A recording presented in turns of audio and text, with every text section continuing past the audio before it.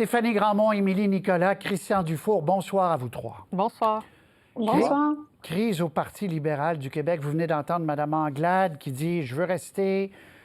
Elle ne dit pas clairement « J'ai fait une erreur », mais on comprend entre les lignes que... et là, elle veut convaincre sa députée, une fois de l'avoir sortie, qu'elle rentre. Que va faire Mme Nichols? C'est une question. Tour de table rapide. Première réaction. C'est quand même étonnant, tout ce qui est arrivé depuis 4 jours. Oui. Stéphanie, pardonnez-moi. Oui, bien, c'est absolument étonnant. On peine à imaginer. En fait, on dirait que Mme Anglade est dans le déni depuis le jour des élections. En fait, elle est montée sur la scène. On avait l'impression qu'elle était victorieuse, alors que en réalité, là, elle a perdu des voix. Ils étaient à 25 en 2018. Ils sont rendus à 14 en quatrième position, derrière non seulement la CAQ, mais le Parti québécois et Québec solidaire. Ils ont perdu, ils avaient 31 députés et ils étaient rendus à 21. Et là, ils se permettent d'en perdre une. C'est vraiment terrible pour eux. Et puis en plus, Mme Nichols, qui a été mise à la porte, ben elle était dans Vaudreuil. C'était une des rares circonscriptions libérales à l'extérieur de l'île de Montréal. En fait, ça se comptait sur les doigts de la main. Et puis là, ben on en enlève une. Donc, ça fait d'autant plus mal. C'est bien sûr là, que Mme Anglade dit on va la réintégrer, d'accord, mais ça va laisser des blessures. On peut pas laver son linge sur la place publique comme ça sans que ça laisse des traces. Oui, puis à la question que je lui ai posée, est-ce que vous allez vous excuser auprès de Mme Nichols? Elle dit c'est privé, mais moi, si j'avais été exclu d'un caucus comme ça, il me semble, la première des choses qu'on demande, c'est des excuses. On n'aurait pas dû agir aussi vite. Émilie Nicolas, qu'en pensez-vous? C'est intéressant de voir ça aller parce que du côté de Québec solidaire, par exemple, ou du Parti québécois, bien sûr, on a obtenu pas mal moins de députés après la dernière élection, mais l'ambiance n'est pas du tout la même. Pourquoi? Parce qu'au Parti libéral, on a l'habitude du pouvoir, on a l'habitude de gagner, et je pense que quand on est plus loin du pouvoir, l'ambiance est complètement différente. Je pense qu'on a affaire à un caucus qui, essentiellement, pense avoir le droit de former un gouvernement jusqu'à un certain point, et ça se met à brasser quand ils n'ont pas les résultats électoraux qu'ils veulent. Je pense que le Parti libéral est un parti qui n'a pas l'habitude de garder aussi des chefs qui n'ont pas remporté une victoire électorale. Donc, le ton monte. Je pense que quand le ton monte, on a tendance à tester les limites. On ne sera jamais dans le secret des yeux savoir comment est-ce que la conversation s'est passée au caucus, mais il me semble que justement, quand on est fâché de ne pas avoir un meilleur résultat électoral, on peut peut-être même tester un peu plus les limites de l'autorité de la chef, et ça donne des situations qui sont plus difficiles à négocier, où essentiellement, c'est en bon français, damn if you do, damn if you don't. Là. Si on laisse les gens nous marcher dessus, on perd notre autorité, puis si les gens quittent à cause de ça, on perd aussi notre autorité. Donc, je pense que le climat général à l'intérieur du Parti libéral met Dominique Anglade dans une situation à peu près impossible à gérer, il semble. Puis c'est intéressant que vous souligniez ça parce qu'on ne sait pas, effectivement, peut-être que l'attitude de Mme Nichols était pas, une chef ne pouvait pas accepter que Mme Nichols dise « Moi, d'accord, je ne prendrai aucune responsabilité alors », mais qu'on n'arrive pas à trouver une entente, un chemin, c'est là le problème, et qu'on aille jusqu'à l'expulsion, qu'il y ait eu une réelle confrontation, à la limite que la chef ait eu raison. À la fin de la journée, Christian, c'est quand même la chef qui a dû expulser. Et là, voyant la réaction chez les militants, d'anciens ministres, dit « Bon, ben reviens donc d'abord. » là. Ouais, moi, ce qui m'a beaucoup frappé dans l'entrevue que Mme Anglade vous a consacrée, c'est son incapacité viscérale à admettre qu'elle a fait une erreur. Comme si c'était honteux d'admettre ça. Donc, ça donne des interventions qui font très langue de bois. Il faut trouver une issue, il faut focaliser sur le positif. C'est plus dramatique que ça de dire oui, j'ai fait une erreur et puis je vais en tirer les conséquences pour l'avenir. Le problème, c'est que le Parti libéral est dans une situation objectivement très, très, très difficile. Ce grand parti québécois historique est devenu un peu le parti des Anglais. Comment le sortir de ce cul-de-sac-là? Comment faire en sorte que la marque libérale reprenne un peu d'intérêt pour les francophones? Donc, pour faire ça, il faut un chef, il faut un leader extrêmement talentueux. Et là, vraiment, il faut se poser des questions sur l'aptitude de Mme Anglade à réussir ce pari-là. Cela dit, moi, je n'enterre pas trop vite les chefs de parti. Souvenons-nous de Paul Saint-Pierre Plamondon, qu'on a tous enterré il y a 6 mois. Il faut toujours avoir ça en tête. Cela dit, elle a vraiment du plomb dans l'aile, parce que vraiment, elle a l'air ridicule. Elle perd la face, parce que c'est la femme de la... Ouais. Non, c'est ce que j'allais vous demander aux trois. Est-ce qu'elle se rend d'abord, en principe, c'est dans un an le vote de confiance. Se rend-elle, d'après vous, à son vote de confiance dans un an? Tour de table rapide, Stéphanie.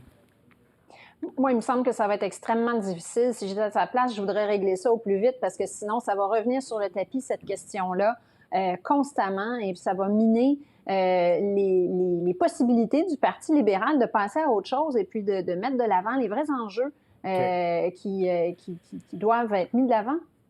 Émilie Nicolas, est-ce qu'elle peut nous surprendre tel un chat avec plusieurs vies, ou d'après vous, ça va être très difficile de se rendre dans un an au vote de confiance? Ça dépend de l'actualité. Il y a des sujets où elle ressort de manière plus forte. Donc, si l'actualité portait sur des sujets où elle peut ressortir son épingle du jeu, peut-être.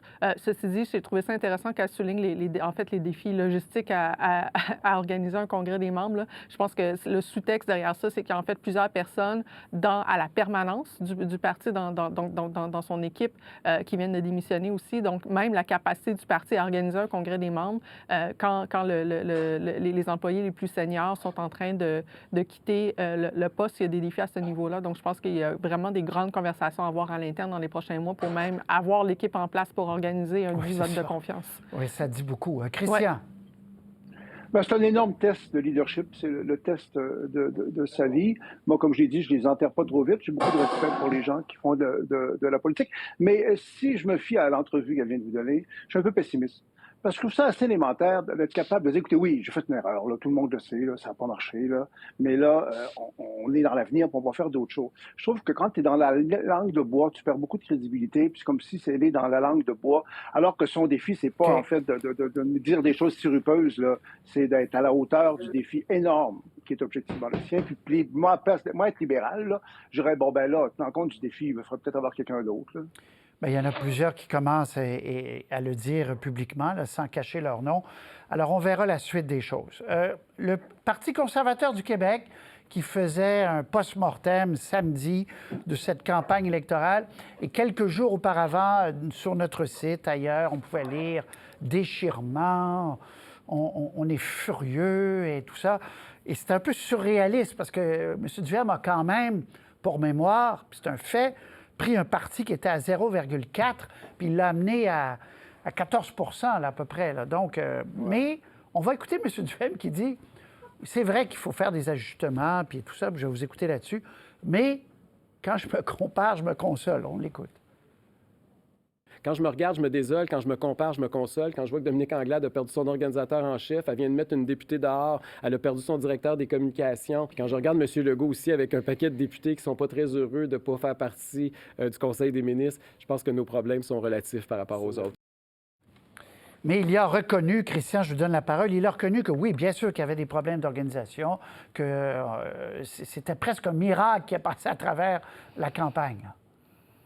Oui, je trouve que ça va vraiment très bien pour Éric Duhem. Ça fait un gros contraste avec les libéraux de Dominique Anglade, parce qu'après l'élection, qui a été pour lui un résultat crève-cœur, parce qu'il n'a pas été capable d'élire un seul député, ce qu'il pouvait craindre, c'est que, en fait, notre système politico-médiatique l'ignore. Parce qu'on sait qu'Éric Duhem, au départ, n'est pas très valorisé par la plupart des commentateurs et des chroniqueurs.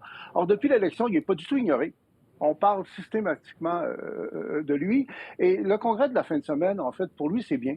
Bon, qu'il y a un bilan, qu'il y a des gens qui le critiquent, c'est pas grave, c'est qu'il a l'air modéré. Ce matin, j'écoutais une émission de Pénélope McQueen à Radio-Canada, puis il y avait les spécialistes en radicalisation de l'Université de Sherbrooke qui disaient qu'actuellement, sur les réseaux sociaux, la personne qui est le plus critiquée par les complotistes, c'est Éric Duhem. C'est très bon pour lui, vous comprendrez, parce que ça... Il est vu comme un traître.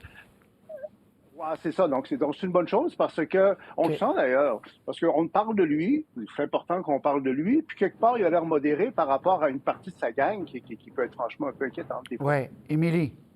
Bien, c'est intéressant parce que durant la campagne électorale, je me souviens d'Éric Duhem qui disait qu'il voulait faire entrer la grogne au Parlement. C'est d'ailleurs une citation qui avait beaucoup fait parler. Puis c'est un peu comme si la grogne sur laquelle il a surfé ou la colère populaire sur laquelle il a voulu harnasser est en train en partie de se retourner vers lui, ou du moins il semble avoir de la difficulté avoir la main sur une partie de ses membres. Je pense que dans les prochains mois, justement, vu qu'il n'est pas au Parlement, il y a tout le loisir d'aller faire la tournée dans les régions pour parler à ses membres. Mais reste que c'est un mouvement qui est basé, qui est vraiment un mouvement, en fait, qui est basé sur un mouvement protestataire, sur une colère. Et c'est pas difficile, c'est pas facile, c'est-à-dire à gérer, c'est pas facile à transformer ce genre de mouvance-là en parti politique qui va faire des assemblées générales et des congrès et des assemblées. C'est très difficile comme conversion, puis je pense qu'il semble être aux prises avec ce défi-là. Et il y a une partie des gens pour qui, je pense, qui vont constater que l'exercice normal de la politique ne les intéresse pas, et puis il y a une partie qui va rester.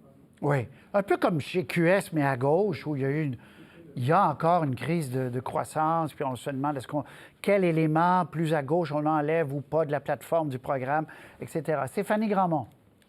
Bien, c'est sûr qu'il y a ce phénomène-là, mais en même temps, M. Duhaime, lui, a beaucoup misé sur la colère de ses membres face aux mesures sanitaires, face à la pandémie. Et donc, il s'est retrouvé à avoir une base qui était à 50 constituée de gens qui étaient complotistes, là, de ce que les sondages, de ce qu'on avait comme études. Maintenant, ces gens-là, si la pandémie s'essouffle, si les mesures sanitaires disparaissent, éventuellement, est-ce qu'il va y avoir encore autant de souffle? Ça me paraît difficile. C'est vrai qu'il a réussi à aller chercher 13 des voix. C'est quand même étonnant là, qu'un parti, en si peu de temps, aille chercher une telle base. Mais est-ce qu'il va rester à ce niveau-là? Ça va dépendre du fait est-ce qu'il va pouvoir prendre un virage avec vraiment des positions de droite plus affirmées sur différents dossiers. Mais là, pour l'instant, ce qu'il y avait dans sa plateforme, c'était pas très convaincant.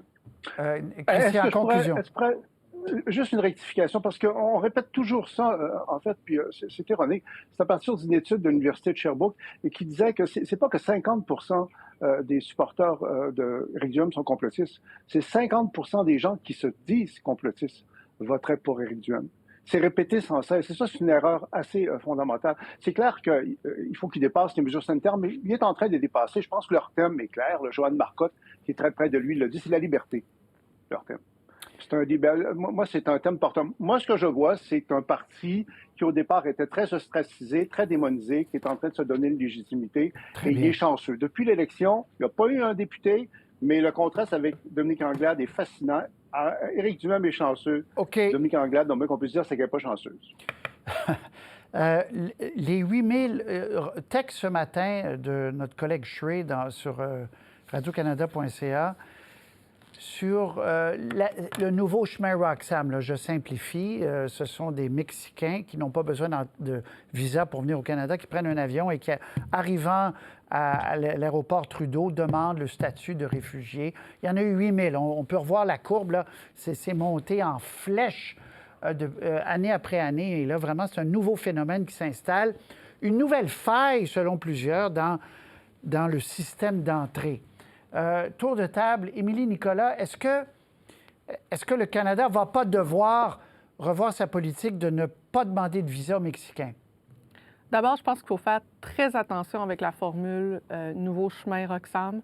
Le chemin Roxham existe parce qu'il y a une entente de tiers pays sûrs entre le Canada et les États-Unis qui fait que lorsqu'on est déjà aux États-Unis, on ne peut pas demander la demande d'asile au Canada si on passe la frontière de manière régulière. Ça force les gens à passer la frontière de manière irrégulière. C'est pas quelque chose d'illégal, mais c'est irrégulier. Et il y a tellement de désinformation qui s'est faite sur ces questions-là que je pense qu'il faut faire très attention à cette expression-là pour parler de gens qui essentiellement font ce qu'on fait quand on fait une demande d'asile, c'est-à-dire venir à l'aéroport et dire « je demande l'asile au Canada ».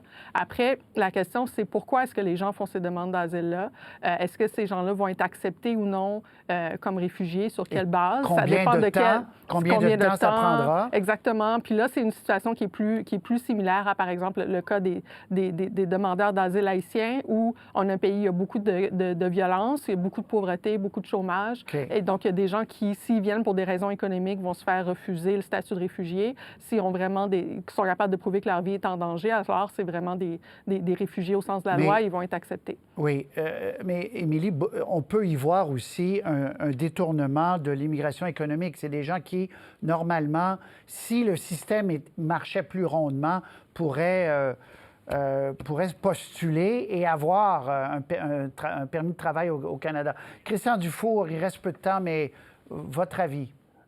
Moi, je trouve que c'est le chemin Roxham qui fait des petits parce que c'est un système bien organisé. Comme le chemin Roxham, ce n'est pas des individus qui arrivent, là. C'est un système. C'est des passeurs. Il y a de l'argent là-dedans. Il y a de l'abus là-dedans. Moi, ce que j'espère, c'est que, bon, le dossier de l'immigration, on sait que c'est très complexe, mais ce dossier-là, chemin Roxham, mais ce dossier-là, j'espère qu'il va y avoir un front commun très large au Québec, parce que c'est très malsain, c'est vraiment abusé des Québécois, parce que ça passe par le Québec essentiellement, et à Dorval, et au chemin Roxham. Et moi, en tout respect pour Émilie, c'est vraiment le chemin Roxham qui fait des petits, parce que c'est un système organisé. Partout dans le monde, d'après ce que je comprends, ça se sait de plus en plus. On peut aller au Canada en évitant les règles, allez-y. OK, on va reprendre ce débat-là. Bravo à vos deux journalistes de Radio-Canada qui ont sorti ça. Il reste plus de temps. On va reprendre ce débat-là, Émilie et Stéphanie, je vous le promets, très, très bientôt. M. Blinken disait la semaine dernière, c'est la plus grande pression migratoire depuis que l'histoire, depuis qu'on a des livres. Donc, lui, il dit qu'il faut remettre ça dans son contexte aussi. À très bientôt à vous trois. On en reparle. Au revoir. Bonne soirée. Bonsoir. Bonsoir.